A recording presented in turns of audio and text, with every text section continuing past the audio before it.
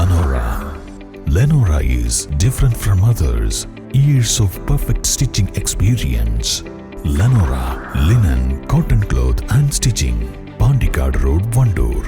നിലമ്പൂർ ഉപതെരഞ്ഞെടുപ്പിൽ NDA സ്ഥാനാർത്ഥി advocate Mohan George നാമനിർദ്ദേശ പത്രിക സമർപ്പിച്ചു. ഉപഭരണാധികാരി നിലമ്പൂർ തഹസിൽദാർ MP സിന്ധുവിന് മുൻപാകെയാണ് പത്രിക നൽകിയത്.